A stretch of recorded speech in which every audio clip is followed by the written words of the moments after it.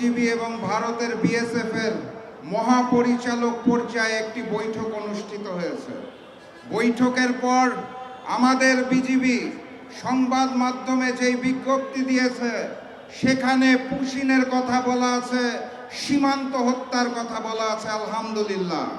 তারপরে লক্ষ্য করলাম বিজিবি বিএসএফ এর যেই যৌথ বিবৃতি সেখানে পুশিন নামক কোনো শব্দ নাই।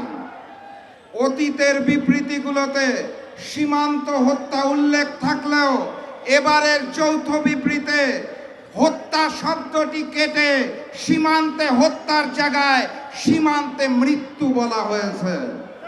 আমি তাদেরকে দোষ দিতে পারি না, কারণ আমার দেশের স্বরাষ্ট্রমন্ত্রী নিজের ভূমিকা ভুলে ভারতের মুখ্যমন্ত্রীর মতো বক্তব্য দিয়ে ভারতের সীমান্ত হত্যাকে হালাল করে দিয়েছে।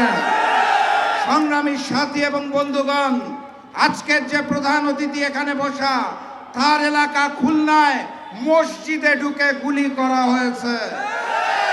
গাইবান্ধাতে বড় বড় মূর্তি তৈরি করা হচ্ছে, মন্দির তৈরি করা হচ্ছে, অর্থায়ন করছেন নাকি একজন এসির মিস্ত্রি।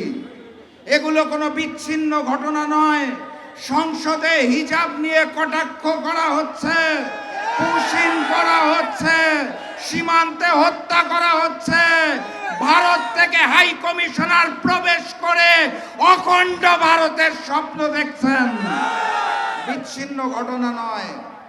আমার দেশের সরকার নতজানু পররাষ্ট্রনীতি গ্রহণ করেছে বলে তারা নতুন করে সুযোগ নিচ্ছেন।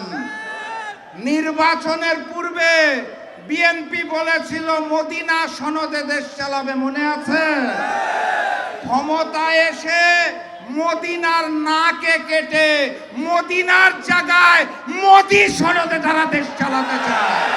বাংলার মাটিতে মোদি সনদে দেশ চলবে না, আধিপত্যবাদ চলবে না, হিন্দুত্ববাদী আগ্রাসন চলবে না।